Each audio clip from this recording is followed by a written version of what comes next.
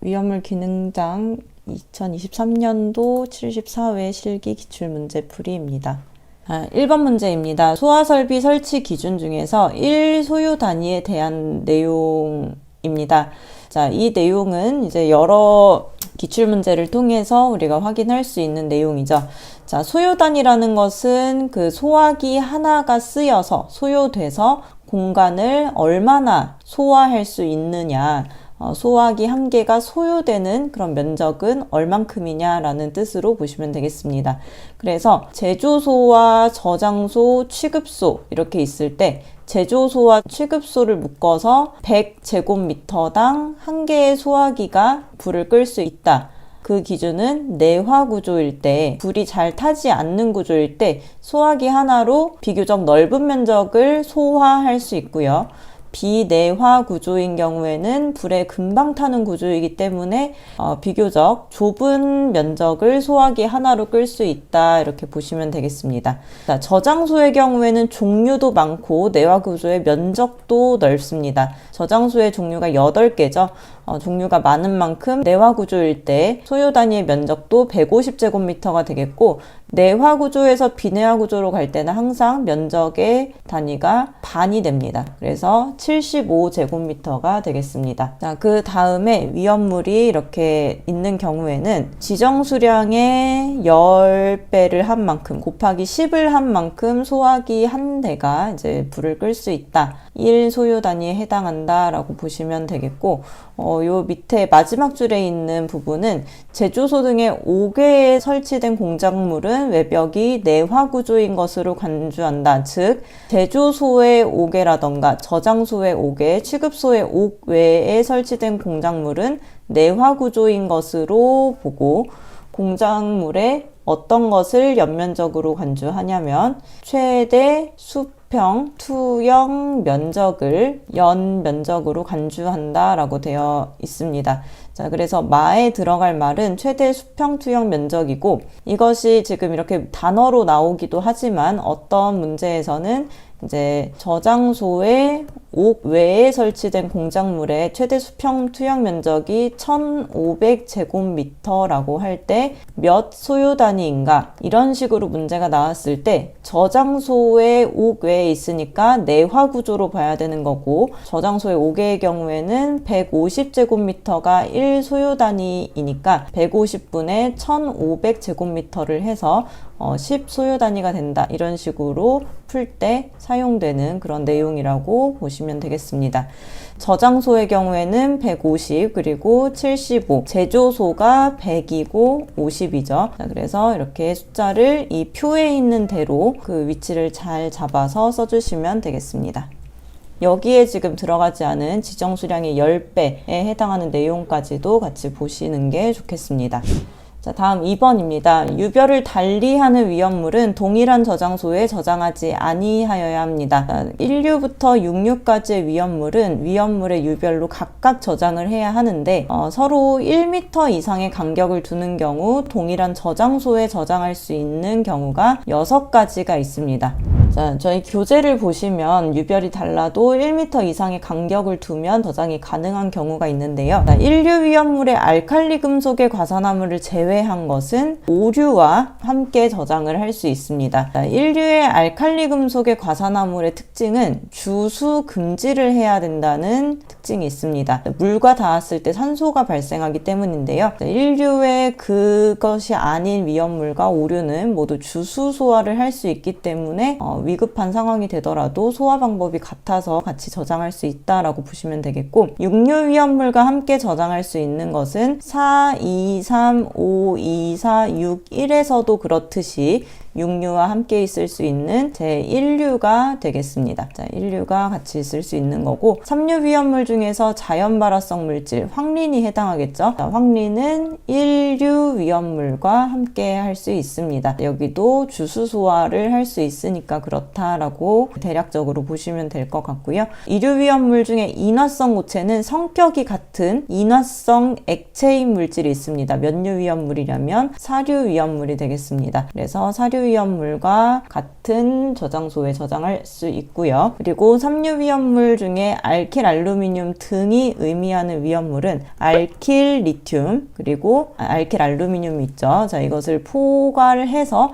알킬 알루미늄 등이라고 부르는데, 이것과 같이 저장할 수 있는 위험물은 사류 위험물입니다. 자, 이때 유의하실 점이 사류 중에서 알킬 알루미늄 또는 알킬 리튬을 함유한 것에 한한다. 자, 이 내용까지 정확하게 써 주셔야 정답으로 인정이 될 수 있습니다. 그냥 사류라고만 썼을 때는 정답이 인정되지 않고요. 위험물 기능장 시험은 법을 얼마나 세세하게 알고 있는지를 판가름하는 게 실기 시험에서 굉장히 이제 중요한 점이 됩니다.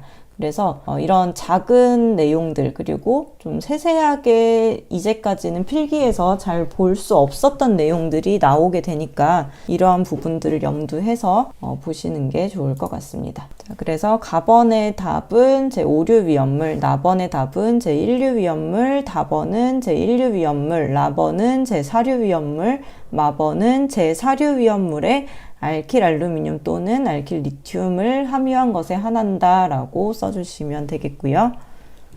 자, 3번입니다. 3번에 제3종 분말소화약제. 분말소화약제 하면 1종부터 4종까지 총 4가지 종류가 있는데, 이 중에서 인산암모늄에 해당하는 제3종 분말소화약제를 물어보고 있는 상황입니다.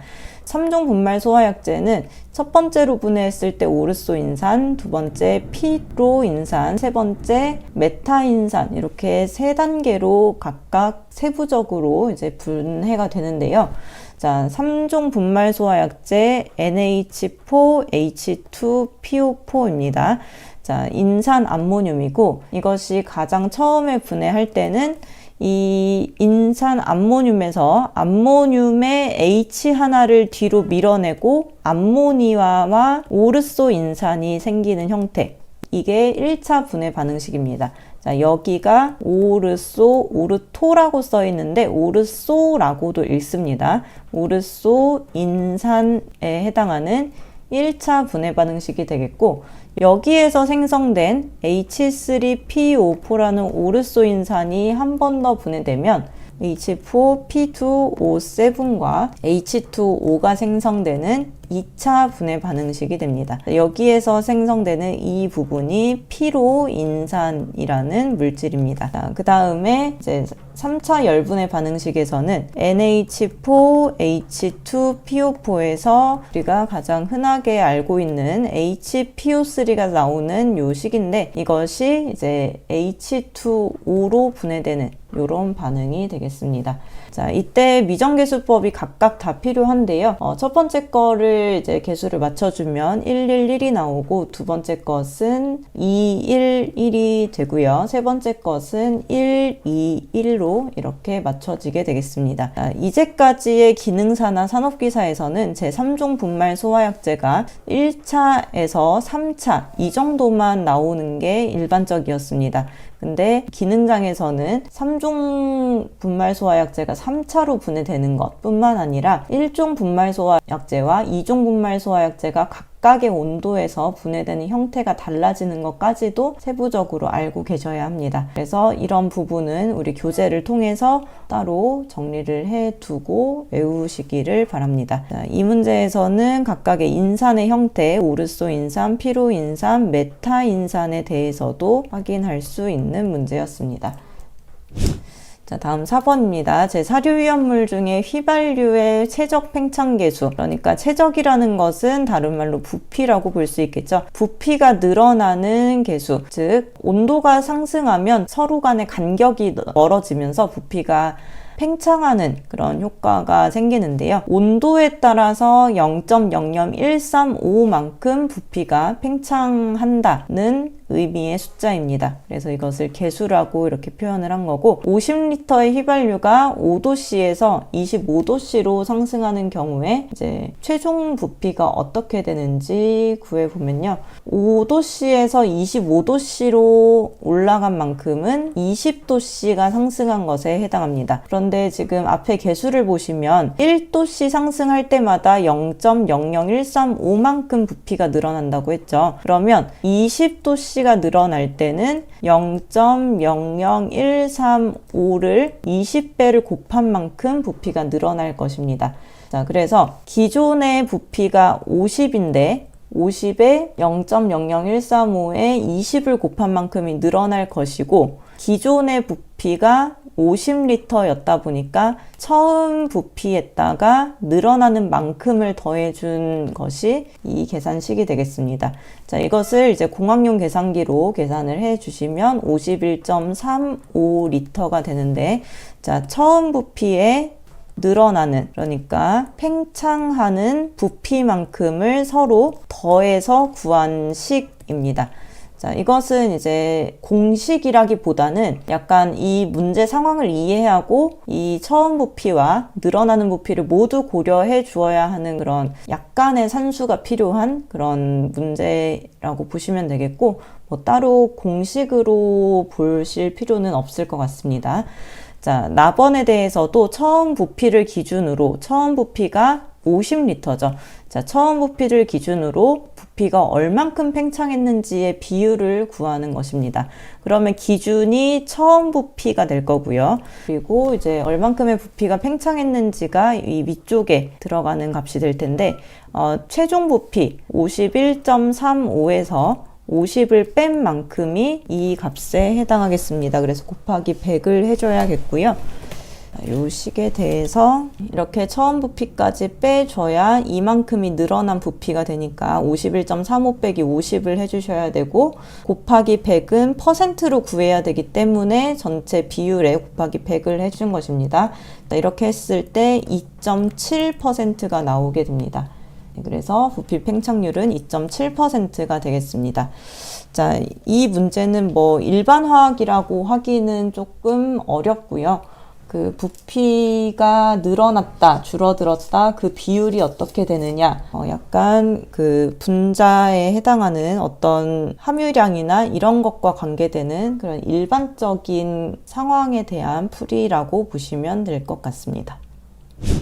자, 5번입니다. 질산을 물에 녹여서 360g으로 만들었습니다. 질산의 몰 분율과 몰 농도를 계산하시오. 자, 몰 분율이라는 것은 전체 몰수 중에서 질산의 몰수가 몇에 해당하는지를 구하는 것인데요. 자, 질산은 HNO3고 그 HNO3가 몇 몰이 있는지를 구하기 위해서 N분의 W를 통해서 분자량분의 질량을 통해서 몰수를 구할 수 있습니다. 자, 질산의 몰수 N이라고 표현을 한 거고요. 자, 여기에서 질산이 HNO3이기 때문에 H가 1, 질소가 14, 그리고 산소를 16 곱하기 3으로 계산을 합니다. 자, 각각의 주기율표에 이제 원자량끼리 합친 것이고, 이 원자량 합에 대해서는 기능사 산업기사에서도 우리가 충분히 다루는 내용이기 때문에 관련 이론 강의를 찾으시면 실기나 기초화학 부분에서 찾으실 수 있을 것입니다. 저희 카페를 통해서 보시면 되겠고요.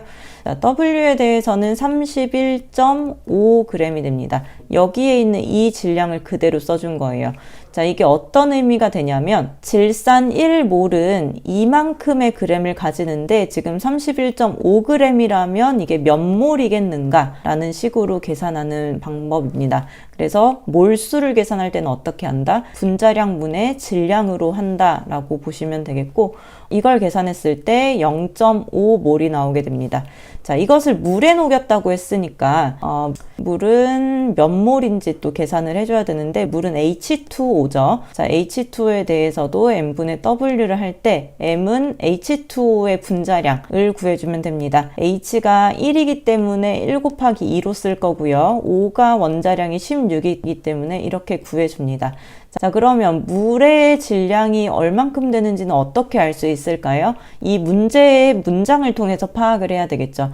자, 질산 31.5g을 물에 녹여서 360g으로 만들었다고 하니까 여기에 차이 나는 만큼은 다 뭐가 들어간 거다? 물이 들어간 거다라고 보시면 되겠습니다. 그래서 반대로 생각하면 360에서 31.5를 뺀 만큼의 나머지는 다 물이다 라고 볼 수 있는 거겠죠. 자, 그래서 물 1몰당 그램수는 이런데 이만큼의 물의 무게 질량이 있다면 몇 몰에 해당하는가 계산을 통해서 18.25몰이라고 구할 수 있겠습니다.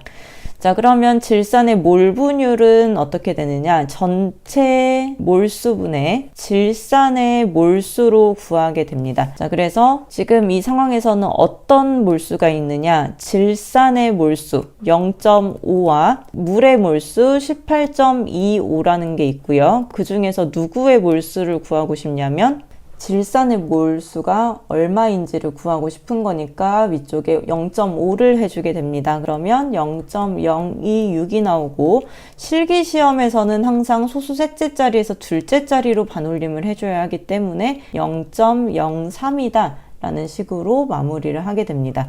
자, 이때 몰 분율은 전체 중에서 얼만큼에 해당하는지의 비율이기 때문에 단위가 따로 없습니다. 그래서 실기시험에서는 단위가 중요한데 반대로 단위가 언제 안 쓰이는지를 아는 것도 중요합니다. 그래서 어려운 법령을 세세하게 아는 것보다 이런 기초적인 부분에서 계산하는 것 그리고 단위를 쓸 때와 쓰지 않을 때를 구분하는 것이 실기시험에 더 중요한 내용이라고 보시면 될 것 같습니다. 자, 그 다음에 몰농도를 구하는 방법은 몰농도의 기준이 용액 1리터당 용질, 물에 녹아 들어가는 그 물질이 몇 몰인지를 가지고 계산을 하게 됩니다. 자, 그러면 질산에 물을 타서 360g으로 만들었다고 했는데 우리는 이 g이 필요한 게 아니라 몇 리터인지 필요한 상황입니다. 자, 그래서 이 용액의 부피를 구하기 위해서 이 비중을 활용할 건데요. 비중이라는 것은 이제 밀도와 비교한 값이기 때문에 질산 수용액의 밀도가 1.1kg/L이다 라고 보시면 되겠습니다. 자, 앞으로 비중 값이 나온다면 이 비중은 이 용액의 밀도를 의미하는 것이고 이 용액의 비중이라는 숫자에 kg/L라는 단위를 붙여주시면 이 물질의 밀도를 구할 수 있게 됩니다. 자, 그럼 밀도라는 개념이 무엇이냐? 일정한 부피 안에 빽빽하게 들어차 있으면, 즉 질량이 많으면 밀도가 높은 것이고요. 일정한 공간 안에 덜 빽빽하게 되어 있으면 밀도가 낮은 것입니다. 그래서 밀도의 단위는 부피분의 질량이다. 그래서 부피의 대표적인 단위 리터고요. 리터와 호환될 수 있는 그 질량의 단위는 킬로그램입니다. 왜 킬로그램이 붙냐면 우리가 편의점에서 2리터짜리 물 한 통을 살 때 이렇게 한 병을 들면 꽤 그래도 무게감이 느껴지죠. 자, 그게 2kg에 해당하는 질량인데 그 물을 6개 들이를 한 번에 들면 꽤 무겁잖아요. 자, 그러면 1리터라는 값은 1kg으로 환산할 수 있습니다. 어떤 경우에? 물의 경우에 그렇게 될 수 있는 거고요. 비중이라는 것은 물과 비교해서 밀도가 얼만큼인지를 비교하는 값이기 때문에 물의 밀도가 1이고 그래서 질산의 밀도가 1.1이라고 계산할 수 있기 때문에 그렇습니다. 자, 그래서 물이 1리터당 1kg의 질량을 가지기 때문에 밀도라는 단위를 쓸 때 우리는 항상 kg/L라는 단위를 쓸 거고요. 용액의 리터를 구하기 위해서는 360g에 1.1kg/L 이것을 이렇게 1.1이 밑으로 가게 써준 이유는 이 질량의 단위와 서로 이제 소거가 될 수 있게 맞춰주기 위한, 이렇게 지워주기 위한 용도인데 1kg이라는 것은 1000g으로 환산을 할 수가 있죠. 그래서 자, g끼리 지워지고 kg끼리 지워지고 남은 숫자와 남은 단위인 리터만 남기고 이렇게 계산을 하게 되면 0.3272리터에 해당하는 값이 나오게 됩니다. 자, 이게 지금 아랫부분에 용액이 몇 리터인지를 구한 값이고 용질의 몰수는 어떤가요? 자, 용질의 몰수는 위에서도 구했는데 바로 이제 질산의 몰수가 되겠습니다. 자, 지금 질산이 31.5g이 있고 이것을 분자량, 질산의 분자량인 1 더하기 14 더하기 16 곱하기 3으로 나눠줬을 때 0.5몰이라는 값이 나오기 때문에 이 몰농도라는 값을 이제 대입해 보면 0.3272리터에 0.5몰이라는 값을 했을 때 나오는 값이 몰농도, 여기에서는 대문자 m이라고 썼는데 여기서는 몰농도를 의미하는 것이고요. 이 위쪽에서는 분자량을 의미하는 것입니다. 좀 차이가 있으니까 이것을 잘 구분을 하셔야 되겠고 이렇게 계산을 했을 때 0.5와 0.3272를 나눈 값 1.528이 나오게 됩니다. 자, 이것을 반올림하면 1.53 몰농도 이렇게 된다라고 보시면 되겠습니다. 네, 다음 문제 6번입니다. 황화린 중에서 다망생 결정으로 분자량이 222이고 비중이 2.09인 위험물. 자, 이런 식으로 이제 문제에서 어떤 위험물인지 직접적으로 알려주는 경우는 거의 없다고 보시면 되겠고, 뭐 분자량이라던가 비중, 증기 비중, 뭐 수용성인지 비수용성인지 이런 것들을 가지고 이제 위험물의 특징을 가지고 어떤 위험물인지 찾아내서 푸는 문제가 대부분입니다. 자, 지금 주어진 문장에서 이런 단서만 가지고 어떤 위험물인지 찾아야 하는데 가장 핵심적으로 힌트가 되는 것은 이제 분자량입니다. 분자량은 어떤 값이 나오든 1번부터 20번까지의 원소 내에 있으면 우리가 다 구할 수 있기 때문에 시간은 충분히 있고 이 값을 찾아낼 수 있어서 이런 문제는 사실 조금만 노력을 기울인다면 반드시 찾아낼 수 있는 그런 위험물입니다. 황화린이 어떤 황화린이 있나요? 세 가지가 있죠. 3황화린, 그리고 5황화린, 그 다음에 7황화린이 있습니다. 이렇게 세 가지가 있는데 각각의 이제 원자량의 합으로 분자량을 구해 보시면 P가 31이고 S가 32예요. P가 31인 이유는 이제 원자 번호가 15번이기 때문에 15 곱하기 2 플러스 1을 해서 31이 되는 것이고, S가 32가 되는 이유는 원자 번호 16번이기 때문에 짝수인 경우에는 거기에 곱하기 2를 했을 때 이 원자량의 값이 됩니다. 그래서 31 곱하기 4, 32 곱하기 3을 했을 때의 값이 3황화린의 분자량 220이 되겠고, 5황화린은 31 곱하기 2, 32 곱하기 5를 해서 222. 다음에 7황화린은 P4S7이죠. 31 곱하기 4, 32 곱하기 7을 하게 되면 348이 됩니다. 그러면 이 중에 222라는 값이 딱 나오죠. 어떤 것인가요? 5황화린입니다.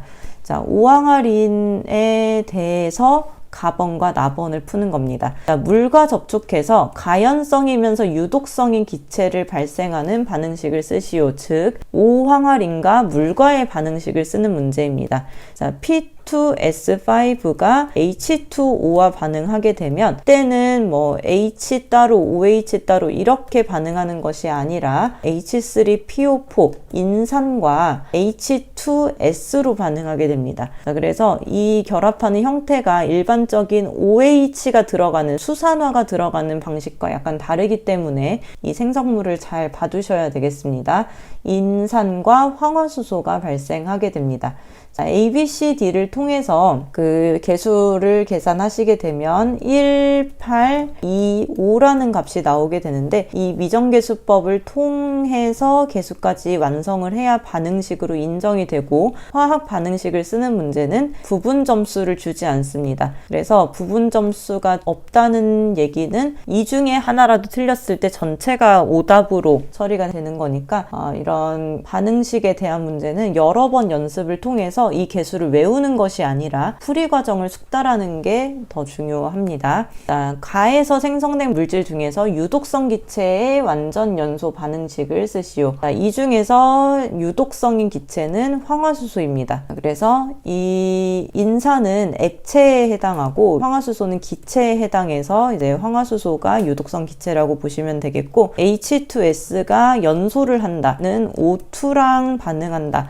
연소라는 말이 들어가면 항상 O2랑 반응시켜 주시면 되겠고, 이 산소와 반응할 때는 각각의 원소들이 산소와 반응할 때 생기는 것을 써주시면 되겠습니다. H가 있는 경우에는 항상 H2O가 생기고요. S가 있는 경우에는 항상 SO2가 생기게 됩니다. 자, 그래서 H2O와 SO2를 가지고 미정계수법을 했을 때 나오는 값은 2, 3, 2, 2가 되겠습니다. 자, 위정계수법을 통해서 나오는 값이 맞는지도 다시 한번 확인을 하시기 바랍니다.